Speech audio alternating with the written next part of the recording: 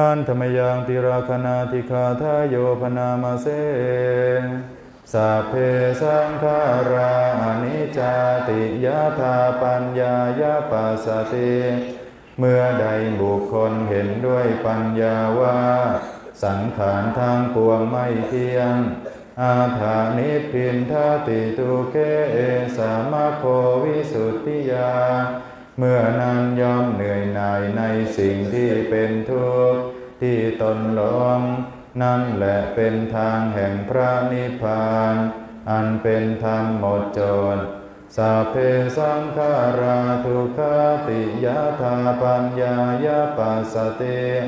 เมื่อใดบุคคลเห็นด้วยปัญญาว่าสังขารทั้งปวงเป็นทุกข์อาถานิพพินทติทุเกสามะโควิสุทธิยาเมื่อนั้นย่อมเหนื่อยหน่ายในสิ่งที่เป็นทุกข์ที่ตนหลงนั่นแหละเป็นทางแห่งพระนิพพานอันเป็นธรรมหมดจดสัพเพธัมมาอนัตตาติยถาปัญญายาปัสสติเมื่อใดบุคคลเห็นด้วยปัญญาว่า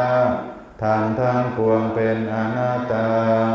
อาถานิพพินทติทุเกสามะโควิสุทธิยา